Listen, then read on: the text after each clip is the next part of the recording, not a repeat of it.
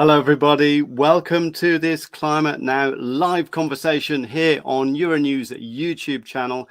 My name is Jeremy Wilkes, and I produce and present a program called Climate Now on Euronews every month, presenting the latest data from the Copernicus Climate Change Service on how our planet is warming and how it's changing. And today we're here to talk about wildfires, and we've got a great panel of guests. Hopefully we can take your questions as well. And we're talking about wildfires because we know that Europe really did have an extraordinary year of wildfires. We saw wildfires in places where we've seen before, for example, in Spain and in Portugal, but also huge fires in France and also on the outskirts of London. Many of you may remember that. In other parts of Europe too, there were fires, and in some ways it's linked to climate change. In some ways, of course, the emissions are contributing to climate change. And we've got, I'm sure you have lots of questions. We've got lots of kind of interesting information to get through today in this live conversation. Let's get on with introducing our guests. First up is Mark Parrington, who is a wildfire expert from the Copernicus Atmosphere Monitoring Service. Hello, Mark. Hi, good morning. We have Jesus San Miguel, who's the leader of the European Forest Fire Information System from the European Commission's Joint Research Centre. Hi, Jesus. Hello, good morning, everyone. We can also welcome Catalina Stove, who's a pyrogeographer and assistant professor at Wageningen University and Research in the Netherlands. Hi, Catalina. Good morning. And Lionel Berthet, who's the head of the Subdirectorate for Hazard Knowledge and Risk Prevention at the French Ministry of Ecological Transition and Territorial Cohesion. Hello, Lionel. Good morning, Jeremy. And finally, Marc Castelnau, who's an incident commander at the Catalonian Fire Service, a strategic fire analyst, and an associate professor at the University of Lleida in Spain. Thank you, Marc, for joining us. My first question, actually, Marc Castelnau, goes to you, because you're really on the front line of dealing with fires. And I'm thinking to myself, looking at what happened this year, what can we do to prevent Europe from burning like it did in 2022? Watch out for your microphone. Good morning. The question is right to the point. What can we do? That's a complex thing, because what we've seen last summer all around the world, but especially in Europe, is that we are getting to the limit of our capacity of fighting fire. And since the fires are scaring us, so our reaction is insisting more firefighting. And I am a firefighter, and I've been in the front line for the last 33 years. And all we know is that the fires are just overwhelming us. And that means that it's not a question of resources. It's a question of managing our landscape. We are building up fuel, and climate change is stressing, drying out that fuel, which is increasing the fire line intensity. And then we respond with firefighting when the problem comes from. Yeah. Mark, we were just going to start to show some of the videos that we had from Spain from what happened there. I don't know if you're still on the line with us. You seem to have disappeared, but it's interesting what you were saying about trying to just fight fire with more tools. But is fighting fire with more tools necessarily the right approach, or should we be actually having a different kind of approach? Sorry, I missed the question. No, it's okay. That's fine. You disappeared there a little bit. I was just wondering, you were saying that we've kind of reaching the limit of the tools. So what else can we do?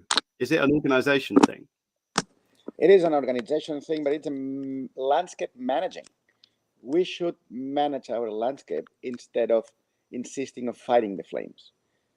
And we need to have a managed landscape to be sure we can fight fires in there. We are wrong if we insist in more and more and more resources. We need resources just to try to stop the flames, but it's not the main strategy. So we're getting the point wrong. We firefighters will not solve this problem. It has to come from the landscape management. Can I bring in maybe Jesus on this one, on the management? What kinds of things should we be trying to do in that case? Yeah. Mark is completely right. Firefighting clearly is not the solution. We need to act on the variables that we can act on. So we need to manage the fuels on the ground. if we keep accumulating fuels on the ground, then when fires take place under the weather conditions we are having now because of climate change, these fires will not be stopped by firefighting. And we had many examples in which the number of firefighting means was really high, and still it was impossible to stop the fires until the weather improved or rain came. So we need to act on the fuels. As Mark said, we need to plan our landscape so that we facilitate the firefighting. But what does that really mean that you're going to do? Does that mean going out and cleaning? Does that mean controlled burns, or does it mean going out and cleaning? It means exactly that. It means going out and cleaning. It means using prescribed fires. It means reducing the fuel, trying to look for solutions so that the fuel that is extracted from the forest can be used, maybe for biomass combustion. And also there is a second variable we need to act on. And that is, we know it is the fact that fires are mainly caused by people. Around 96% of the fires are caused by people. So we need to act in educating people, educating the young generations so that they are careful with our environment. So if we manage to both work on education of the population, awareness campaigns, and then managing the fuel, that could be a solution. Then firefighting may be easier. Lionel, I saw you nodding there. Can I bring you in? The experience from France was pretty scary this year. I think a lot of people were hit by it emotionally because they'd been on holiday to the areas around Bordeaux where the fires happened, and so they felt that there was, you know, somewhere they knew very well. How are you dealing with those two things? How are you dealing with taking away the fuel, and how are you dealing with raising awareness? Okay, I fully agree with Mark and Jesus, and the fires of this year showed that we have to do better land use planning, and also to have a better way to create and to maintain fuel breaks in order to stop or at least to slow down the fires. So in our forests, we try to create many fuel breaks, to set up water tanks also, in order to keep the fires manageable. But this is not enough, of course, and I agree with Jesus. We have to enhance the public awareness, and to do that, for a couple of years, we have a communication campaign which is dedicated to explain to everyone that everyone can create a fire, can put the fire, even if or she doesn't want to do so. I think we've got some. You sent through some examples of that, which was interesting. Maybe we'll show those here. There we go. What's interesting, I think, about this is it's an official government campaign, and it's in English, and you're raising awareness about simple things. I mean, we've all done what this guy's doing, right? Because those marshmallows are very good, but tell me about how you conceived this campaign. We've got a couple of examples. I think we can show a few, but how did you conceive this?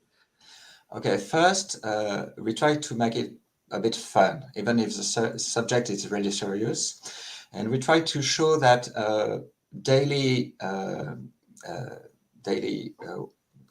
occupation of jobs can put the fire very something you don't think about. Your cigarette, your marshmallow, which is just a moment of fun in the family, and we try to avoid the people being guilty. It's not a matter of guilty. In France, 9 fires out of 10 are caused by humans, but most of them are not arson. So it's just your daily life, and we have to avoid those behaviors which are inappropriate. But we do because we don't know. How effective is it to do this? What have you managed to measure any kind of effect from your campaigns, or how's that going? It's always difficult to answer a question during the campaign, but the first results show that people were receptive and that they like the campaign. But it's also it's also show that we have to reach larger audience, and that's why I'm very proud to say that the campaign was so in French, but also translated in English, as you said, Jeremy, and in Spain, because the south and the southwest France is a place where the fires were the larger in this year, and it's close to Spain. Yeah, let me bring in Catalina, because I know that you're working on projects to try and share knowledge between the south and the north about dealing with this, because you feel that the risk is moving north. Is that the motivation for it initially? And then please just explain what it is you're doing. Yeah, so I'm based in the Netherlands, and everybody knows my country from about floods. And so people here, but also internationally, they don't associate the Netherlands with fires, with landscape fires, which is interesting because I've dove into the statistics. I dug up the statistics from the last 100 years. We've had fire. They stopped collecting statistics in the Netherlands because in the 90s, because the fire number was decreasing and people thought it was not an issue anymore. But I mean, fire is always there. It's a natural process. It is there, it will be there, and it will continue to be there. And what we're seeing right now is that also it seems that we're getting more fires, but because we have little data, we can't say for sure. But also we see that extreme fires are coming our way. And the challenge is that our society in the Netherlands, but also elsewhere in Northwest Europe, our society is not prepared. There is no policy for landscape management acknowledging fire risks. We don't have education campaigns like the interesting one in France. People are not aware, people are not trained, and our fire service is an urban fire service. And fighting urban fires is very different from managing landscape fires. So what we do in our projects is we bring the fire knowledge from the south of Europe to the north, and we apply our lessons of water management and other risks to fire, because a lot of it is known already. It's just about making the connections between people, between countries, between disciplines, but also between science and practice. And one element that is really important in that is social diversity, because we have been managing fires for the last decades with a very homogeneous group of people. Basically, firefighting is very masculine. It's very attractive to see airplanes, to see fire trucks. But what we need for that landscape management that Mark says, we need to put a lot of stakeholders together. We need to have people collaborating. We need to have people learning from each other. And then you don't need people that, hey, you don't need people that You mean that kind of heroic firefighter image is what you're trying to fight? Well, we need firefighting, and we need people to solve problems when they're there, but we much more also need to prevent problems from rising. And I'm not saying that we need to prevent all fires, because fire is a necessary part in the landscape. We need to have fires, but we need to talk about where we want it to burn, how we want it to burn, when we want it to burn. And that information, that needs to guide how we manage the landscape. But in the Netherlands, is it? I mean, this is a dense country, highly populated, lots of towns and villages close to each other, polders everywhere. It's totally different to Spain, really not like Southwest France.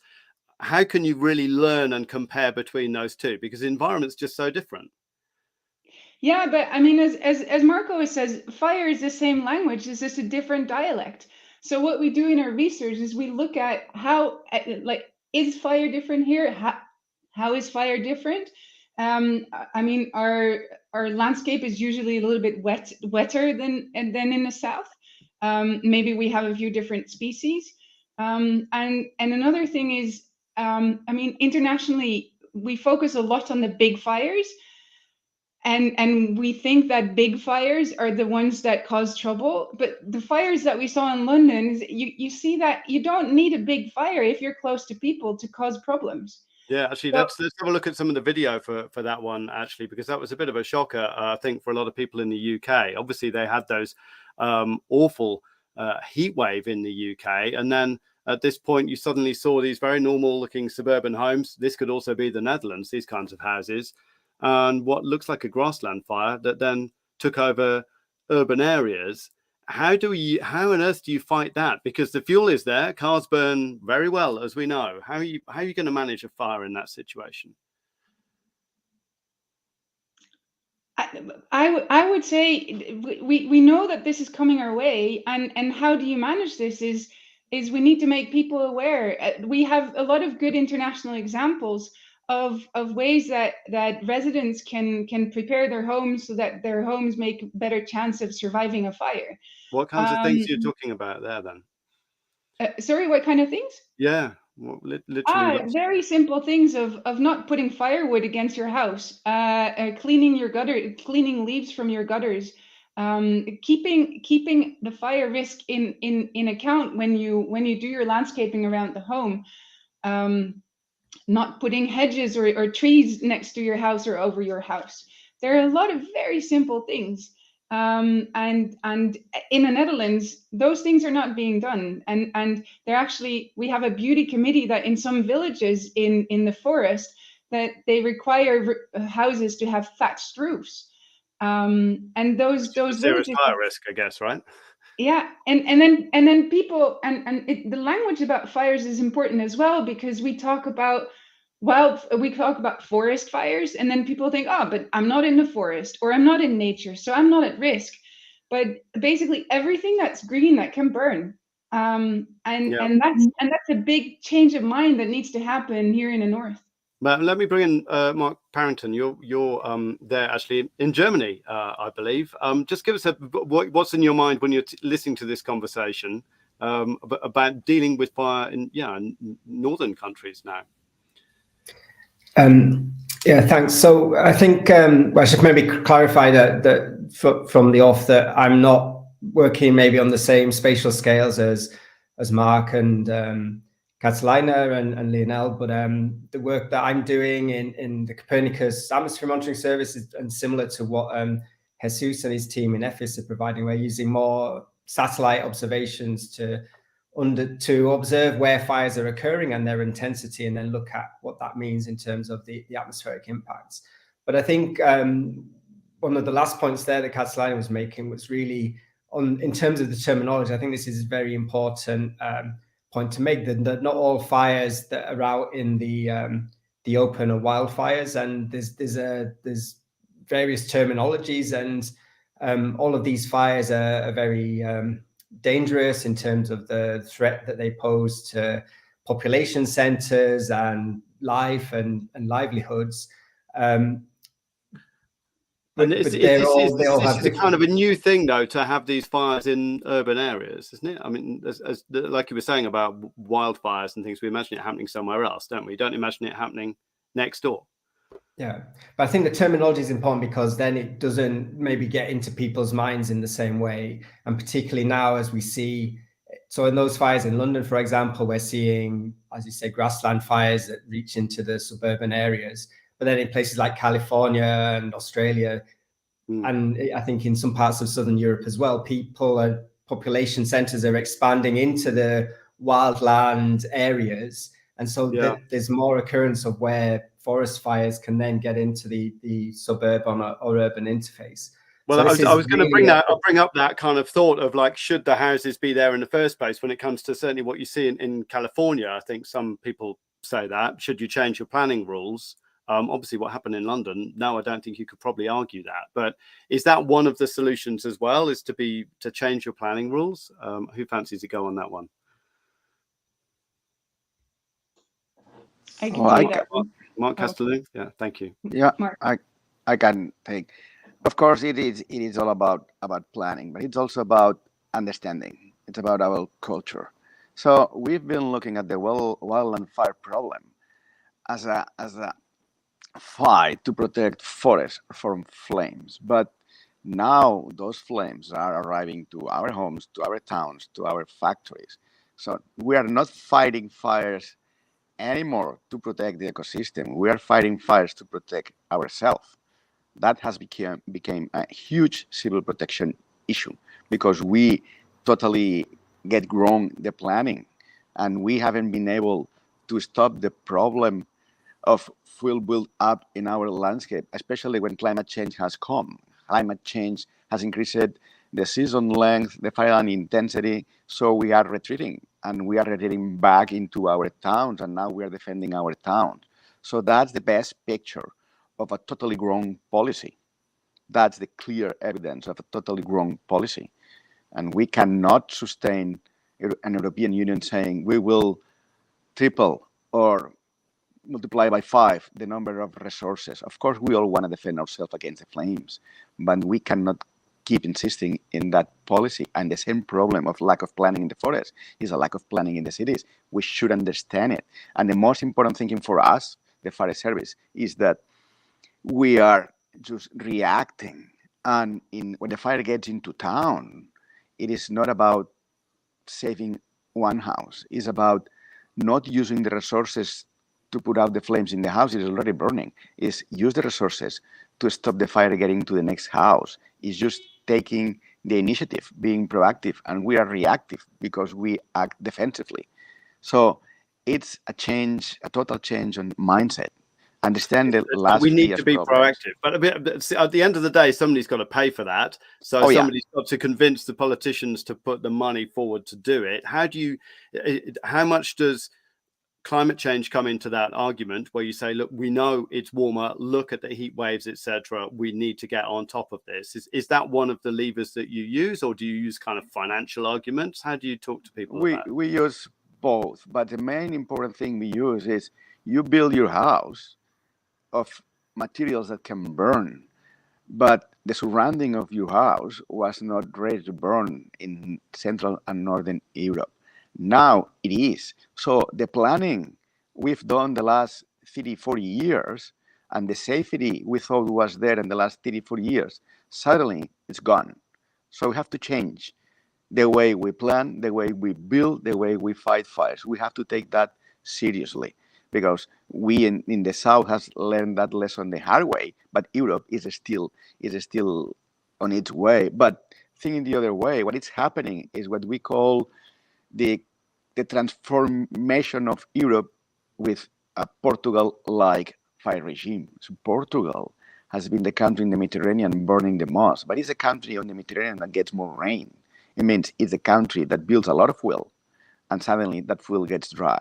And that's the case for Central and Northern Europe. You build a lot of fuel because you get mild climate and moist climate in winter. But now suddenly your summers are hot, and that dries your fuels. You have a lot more fuel than I have. UK, Denmark, Germany, Netherlands, you grow almost 5 times more fuel per year than I grow. So your fires are going to get worse.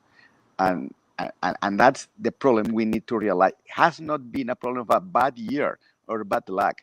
That's coming to get worse, faster than expected, and broader than expected. And we need to be serious in that. Jesus, can I bring you in on this? Because you have a bit of a European level view. Yeah, in fact, the situation is the one that Mark depicted. Fires used to be a problem in the Mediterranean region. It is no longer a problem of the Mediterranean region. There are many fires that are occurring in Central Europe, like this year, Germany, Slovenia, and we had the 2018. There's a map you sent me. Let's bring that up. A map that you sent me showing the fires around Europe this year. Yeah. Let's talk us through what we can see here. Okay, so this is exactly the situation we have now. In the past, it used to be only the Mediterranean region, and this year was bad in Central Europe, but Northern Europe was kind of safe. Normally, it will not be like that. We will see a picture with fires all over Europe in all the latitudes. We had the 2018 in Sweden, and luckily that year the weather was mild in the Mediterranean region, and then the countries in the Mediterranean region could help Sweden. What we see here, we see so many fires in Portugal, in Spain, in France in an area where normally there are no large fires. It is a well-managed forest. Yeah, you've got one up, and you've got one up there in Brittany there as well, which is exactly. So areas that they normally had no fires, they're having them, and they are not prepared. Caroline mentioned these areas or these countries where they didn't have fires or they were really mild. They are not prepared. So now they have to get prepared because fires are coming. And the amount of fuel is, as Mark mentioned, the further you go north, the more fuel you're growing, and then the more likelihood to get very intense fires. So Well, I think it what's is quite interesting really when you look at European. that map, though, is you see that there's no. I think it's probably everybody will have noticed there's an awful lot of fires over Ukraine which are related to the war. Yes, But I can see exactly. that Romania and along the Adriatic coast there some very big fires as well. What's happening there? Why are there Yes, more? Bulgaria as well. Why are there lots of fires there? yes. The situation, this comes back to the terminology that we were discussing about. We are not talking about forest fires. We are talking about wildfires, fires that go out of control. The big bubbles you see in Romania are huge fires in the Danube Delta, which is a protected area. And this has happened in the last 3-4 years. And then you have also in Ukraine large fires, and we've been supporting Ukraine from the beginning of the war, providing information on the fire situation because their information systems were damaged by the war. But you can see many fires precisely in the border between Ukraine, southern Ukraine, eastern Ukraine, where Russia has been bombing. But yeah, the situation will. If I were to jump you a decade or so into the future, are we going to see a lot more of those red and purple dots further north simply because of climate change? Is that kind of automatically going to happen? And even if we listen to Mark and follow all of his advice, is it just going to happen anyway? It is going to happen anyway. And the way to solve is by preventing and by adapting. So adapting, including species that are more resistant, including mixed forests instead of a single species forest, which are more resilient. And then preventing fires, limiting the ignitions, because we know that once the fires are ignited, it will be very difficult to fight them. And then planning the landscape so that firefighting means have the ways to get to the fire front and to tackle the fire. And I don't know, Jeremy, if you want to show, we provided a graph on fire danger for Central Europe. We were discussing with our colleagues in civil protection about the situation in Southern Europe, Central Europe, and Northern Europe. And then when looking at Central Europe, this graph really speaks by itself. The one on the right-hand side, you see what is called daily severity rating, which is fire danger accumulated from the beginning of the year until a given date. You see that 2022 showed the fire danger level that never happened before in the last 40 years. What was that all about? Why was that? If you look at the conditions, the weather conditions, so temperature, precipitation, wind speed, that are the triggers of fire danger, the conditions this year were worse than in the 40 years that preceded this one. And this is clearly something that never happened before, at least not in the last 40 years. And you're going to have to, you're saying to me that you're going to have to review the scale on your map because 10 years down the line, this is just going to get worse. Exactly. And this is not something that will happen only this year. This is something that we know will happen in the future. We've done the analysis of the fire danger situation under climate change. And we know that the number of days at the very high or extreme fire in Europe will increase. When we reach 2 degrees above the average temperature, and they will increase further if we go higher. So it is something that is coming, and we need to look into adapting and preventing. We cannot fight it. But I'm going to come to Mark very soon and talk about the sort of impact of the emissions actually on the atmosphere, which is really interesting. But I want to just get some input from Lionel. We saw on that map for the one before that there was a fire in Brittany, which, as everybody knows, is green and damp and not really famous for burning. What are you doing there to try and sort of teach the people of Brittany, I suppose, some of the lessons from the south? What's happening there? Yes, thank you, Jeremy. And I would like to bring a slightly more optimistic point of view. yes, the risk is spreading all over Europe and especially all over France. But we can conduct policies and preventing policies, as Jesus said, to reduce the risk. And for example, in France, there's a very simple thing to do. It's mandatory in the southernmost part of a third of France to clear the undergrowth around the houses in a diameter of 50 meters. Oh, really? Yes. And this is something which is only known in the south France. What we have to do is to spread also, or to expand our land use planning rules and policies to the northern part, and especially in Brittany, because of the fire you showed in Les Monts d'Arrée, but also, but indeed everywhere. And this, so that's on a regional or like local level. You impose a rule that says everybody needs to clear around their house or whatever, and you do that across the entire country. Is that what you're saying you want to do? Yes, actually, a lot of rules in France are only located in the southmost part of France for ages, because, as you said, only this part of France was risky. And now we have to expand the rules and the culture which goes with the rules in order to prevent the fires. So it's about managing the forest, as Mark said, and also to manage differently the land use. It's a big education effort, though. You think of all of those land users, different kinds of land users, from me riding my mountain bike to farmers to people having a walk to people who live in a village or a town or whatever. How on earth are you going to connect with all of those people and build that awareness? How do you do it? First, we have the campaign you showed, but we also have a lot of discussion and explanation. When you do, let me give an example.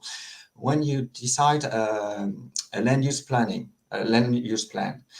if you want it to be accepted and understood by people, you have a long period of explanation, of discussion, because people have their own experience, and so you have to discuss with them, and it takes time for people to realize that the risk is, and that it's them, that they kind of say, this is me, it's not just somebody else. It's not somebody else's problem, right? It's get them to realize that.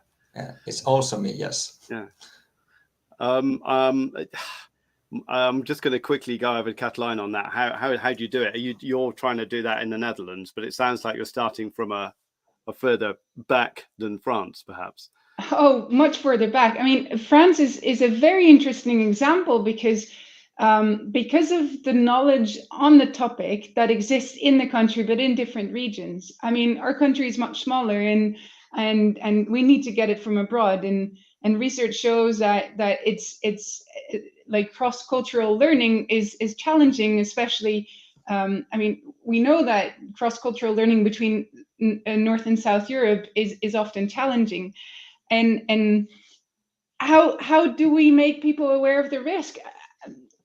I've been working on this topic for 15 years, and I've been talking to the media for 15 years. But interestingly, I've had interviews being cancelled because it was raining. I've had critical comments from my end about warnings for the Netherlands being clipped out of the interviews because I don't know why, and now I actually resorted to saying to the media that I'm really afraid that for anything to happen, for us to create fire policy and increase awareness and all those kind of things, I'm afraid that people will need to get killed. I'm afraid that we need a disaster. We need a disaster before anything happens here. And so what I've resorted to now is voicing this concern and trying to look. What reaction do you get to that? Because it's a very dramatic thing to say. So, sorry, what was your question? What reaction do you get when you say that? the people that work with me on fires, so in the fire service and in land management and everything. I mean, one time they used a quote just during the 8 o'clock news that the only quote that I said was, "I'm afraid people have to get killed and we need a disaster." And the comments I got on my WhatsApp were, "Thank you for saying what everybody thinks." But still, I mean, fire is such a complex topic, and there is no ministry, there's no single ministry responsible for it. Actually, officially, it's not the responsibility of any ministry. So it's because it's not officially on somebody's table. People often think that no, but they have to do it. No, they have to do it. And so the question is it the national government? Is it regional government? Is it the safety regions? Is it the Forest Service? Actually, it's everybody. But we need a national framework. We need at a national level somebody to say, okay, this is what needs to be done. Please address and consider fire risk in your planning. And what we actually need as well is and Jeremy, you work with the media. What I observe is that the framing of fire in the media is rather biased. The fires that we see in the media and the fires for which Mark Parrington and I get called to comment on in the media are just 1% of the fires that we have. They're the big fires, they're the disasters. When we see fire in the media, we see airplanes and not the hard work on the ground. So we see a lot of technology because it looks fancy. And then when there's reports about fire in the media and the causes of fire, there's focus on what caused the spark. Sometimes it says it was caused by drought, but of course, just drought alone cannot cause a fire. But the question about what caused the fire to grow so big or create so much impact, because you don't need a big fire to create impact. And we don't see that in the media. The answer to that is fuel, right? That there's too much fuel hanging around. The answer to that is landscape management. And so what we need is, and I also look at science there, we need to work much more closely with the media and with fire services to show the true face of fire. Because if we want it, like we're working on living with fire, we want people to accept fire. People are not going to accept fire if the only face of fire that they know is the disastrous fire. People need to see the true face of fire, the full face of fire. That can also be very beneficial and very calm, because that's what we need. We need that full picture in order for people to realize that, okay, we can actually live with fire. Yeah, controlled burns and and clearing and whatever. I'm going to switch slightly in because we talked a lot about burning, but I think it's interesting to talk to Mark about the atmosphere, because surely at the end of the day, this is all having an impact on the atmosphere in various ways. We've got obviously CO2 emissions from all of the burning. We've got all the particle emissions as well. We've had a record-breaking year, 700,000 hectares of land burned in Europe, I believe, this year. That's the Euronews figure I found on our website anyway. Mark, what's this doing to our atmosphere? Okay, yeah, so in addition to the obvious risks to life and to population centers through the fire itself, burning vegetation releases a wide range of pretty unpleasant chemicals into the atmosphere. And you mentioned the carbon gases and particulate matter.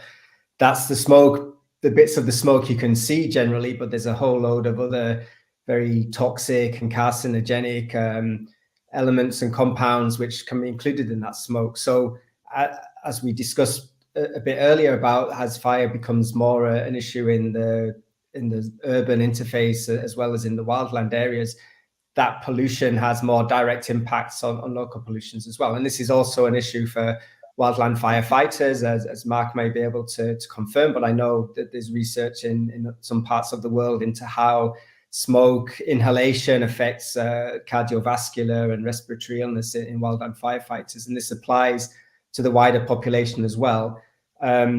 So you can see in the video here that it's the impact. I mean, this is a load of cars burnt and it looks terrible. It looks like a disaster movie, but it's obviously limited in time and in space as well. Does it have a serious impact on the atmosphere over a period of months or longer than that, or not really? So it depends. I mean, it's generally a few days to a few weeks. It's a combination of how intense the fire is burning, how persistent it is, what the weather conditions are like, if you're allowing an accumulation of, say, smoke pollutants. So in some parts of the world, say Indonesia with the El Nino and the fires in 2015, this was stagnant conditions where this accumulation of this smoke pollution took place over several weeks. In the fires in the southwest of Europe, for example, this last summer, you see for several days or a few weeks while those fires were burning south of Bordeaux, for example, that you had high values of surface PM2.5 concentration, and that's we'll bring up the graph on that actually, Mark. Now we're just going to bring it up. Yeah, talk us through that, what we can see there. Okay, so this is showing from our forecast. The red to brown colors are showing higher concentrations of particulate matter in the atmosphere. So, and this is at ground level. So we see those and what it's showing is then the broader geographical extent that the fires can affect in terms of the environment through air quality, and those values of like the smoke and soot from the fires there across France or across Portugal and Spain, over a huge area. And this is just particulate matter. So this would also correspond to all of the other pyrogenic smoke pollutants that are included, which have various other health impacts as well. And I think the important thing to note here is that the values we're looking at, the threshold for exposure to PM2.5 is around 30, 40, 50 micrograms per meter cube. This is showing is well in excess of 100.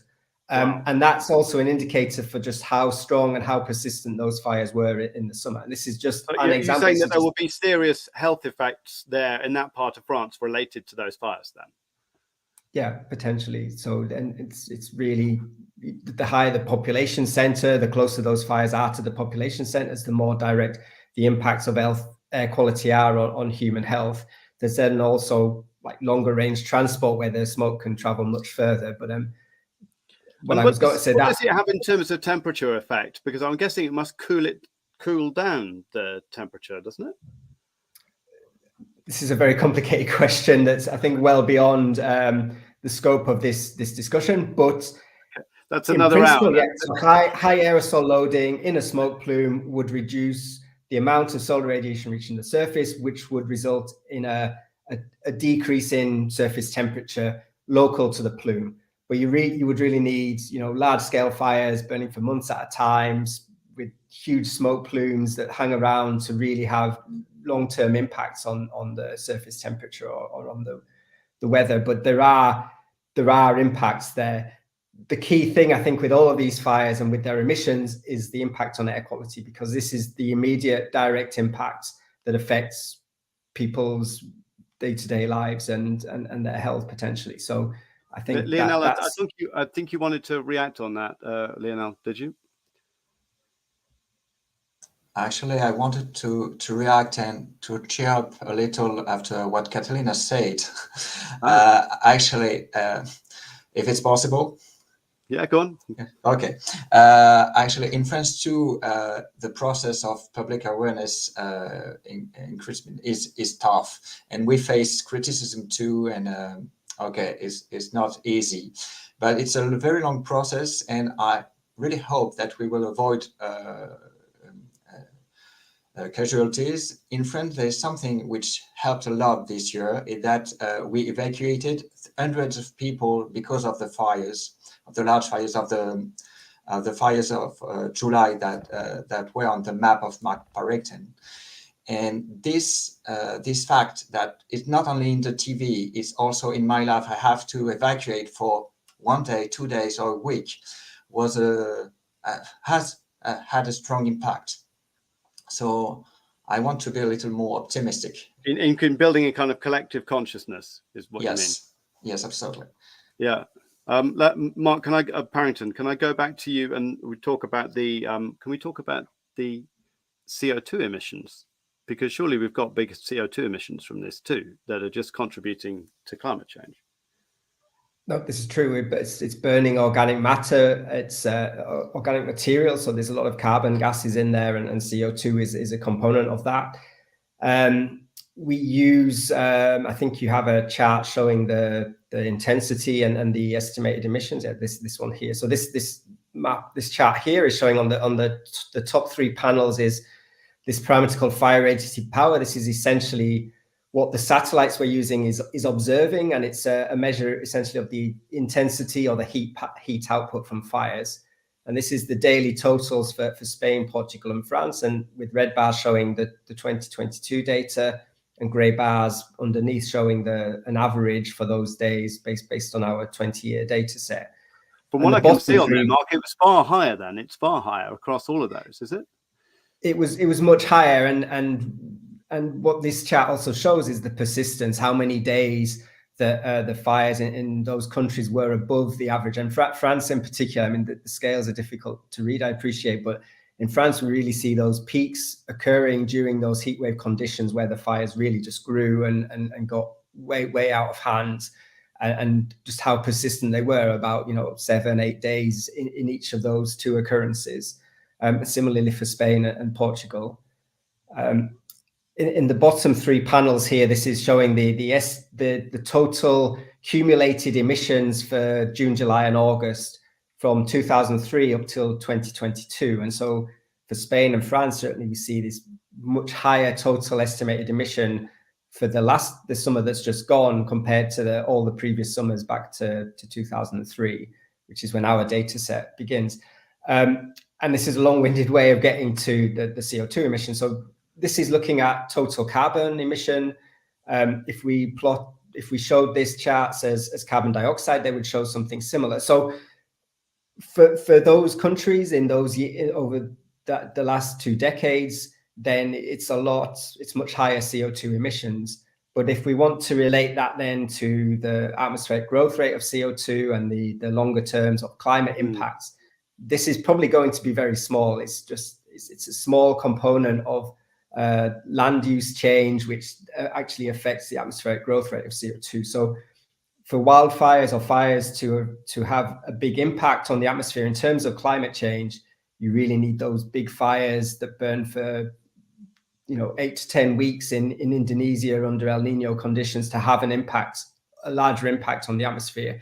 And okay, so sort of France might be thinking ahead of COP27. It needs to calculate its carbon budget. Then what happened with the wildfires is not necessarily a kind of a big deal on the scale of all of the other emissions that it's got from making cement and driving trucks everywhere. I think without, I mean, so it's very difficult to estimate how much of that CO2 stays in the atmosphere, because some of it will be reabsorbed by regrowing vegetation in different seasons, and we can't calculate that on the fly. We can't do that in near real time like we can estimate the fire emissions or the air quality impacts or the burned areas. That requires much more detailed calculations.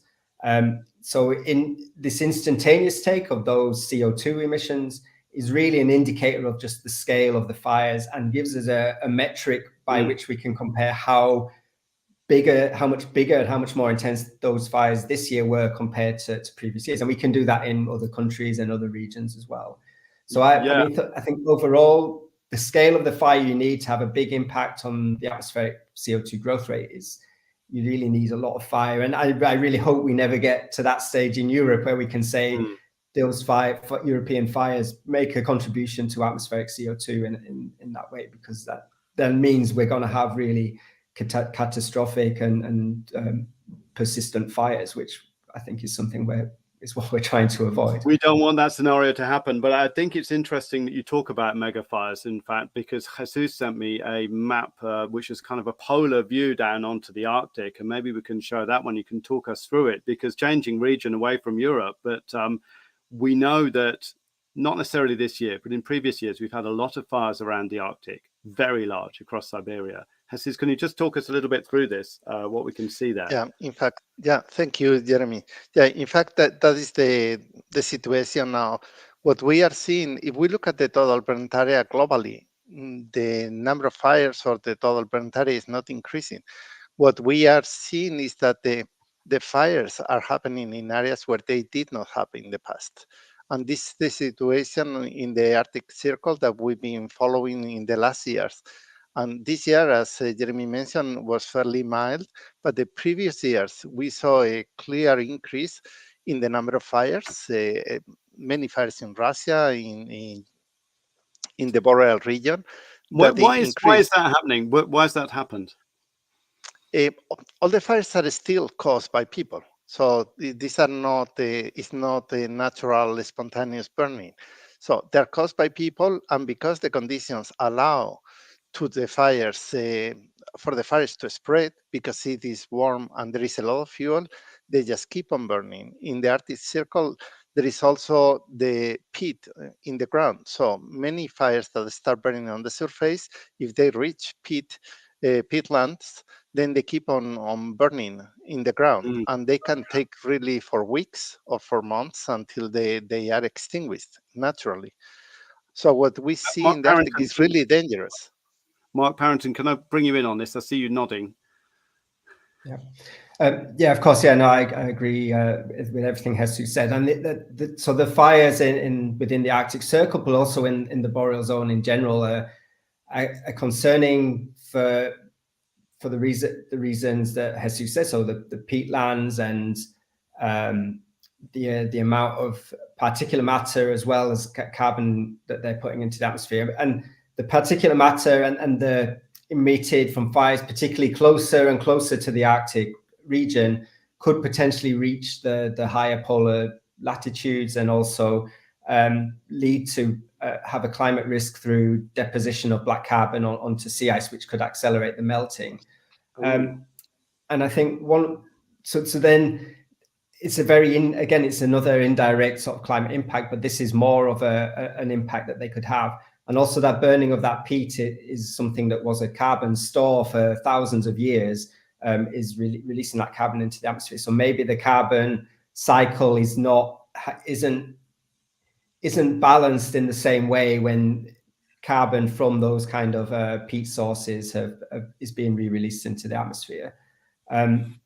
And if I may, just to say, so we're using Earth observation here. So the work that Jesus and his team in EFIS do, and the work we're doing in CAMS is really based on satellite data. And with those fires at the higher latitudes, and in fact, some of the fires that have been mentioned by Mark and Lionel and Catalina, there are limitations on the information that we can get from satellite observations. And so a lot of what we're potentially showing, at least in terms of emissions, is possibly a lower estimate of what is actually happening in the atmosphere. So there's a lot of research going on to better understand those fires and the emissions and the impacts on the atmosphere. But still, it's a big challenge because you're looking at fires sometimes in very remote areas, and doing field work and getting all this information together is really quite a challenge to then make sense of it and to be able to put it into a usable format that services like ours and Jesus's can provide then to users to understand how fire is changing. It certainly is changing, and it's fascinating what you guys are doing. And I'd recommend looking at the websites of both of you have for anybody watching this, because there's really fascinating data there that allows you to get a picture of the fire situation where you are, but also around the world. But I'm going to wrap things up soon, but I want to go back to Mark Castelnau. I see that you've changed position, which is very good. Nice to see you. You disappeared for a little bit and then you came back again. Yeah. Is climate change changing the character of the fire? Are they hotter? Are they more intense? What do you see from the ground in Catalonia? Well, from the ground in Catalonia and in other parts of Europe, those fires are getting more intense. They are getting more intense because they had a lot more energy stored in our forest.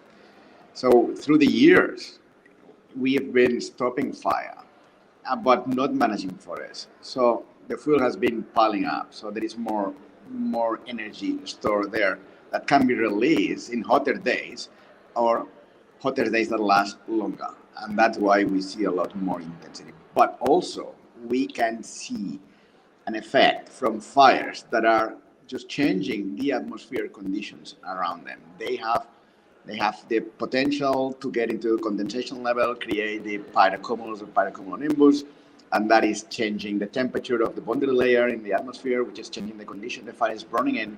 So we are building up some feedbacks, negative feedbacks that we cannot control. So that's what we insist, and understanding that if we want to stop carbon release into the atmosphere, we have to stop piling up that carbon in our forests in a way we cannot make sure they will not burn. So it is a complex matter, but in fact, we as a firefighters, we see fires well above the 10,000 kilowatts per meter of power. That means that 10,000 is the limit of our survival. So we cannot fight fire because we will not survive if we confront persistently fires that have more than 10,000 kilowatts per meter. And last summer, we saw 122 kilowatts per meter in some of the front of the fires we were fighting. In the France fires, we could see there was almost fronts of 90 kilowatts per meter. If we go back to the 2021 fire season and we look at all our fire, and we will see that the average we were expecting was around 4,000 kilowatts per meter, which is good intensity. It's intensity we can manage. That was the expected average based on the fire region we have, the fuel types we have, the weather we have. But the reality measured by our sensors in our planes was that our fires were on average, all of them on average, they were around 8,600. That means they were more than double the expected and really close to the 10,000. Of course, some of them were above it, but an average that all the fires are almost above 8,000 kilowatts per meter. That means that the capacity we have for fighting against those fires is getting really, really, really small. And that is the same in France, in Portugal, in California, in South Africa, in Australia, in Chile, in Argentina. So that's the drama that is unfolding behind all the news and all the fires and all that data, is that we are running short on potential of stopping those fires in the next years. We, like Lionel said, I want to be positive. Yes, we can be positive for that. But the only way to be positive is that we should accept reality, not deny it. And accepting, then we are building the ground to find solutions. But that's the reality. We are just running short. Mark Castelnau, it is always a pleasure having a conversation with you because you have this ground truth.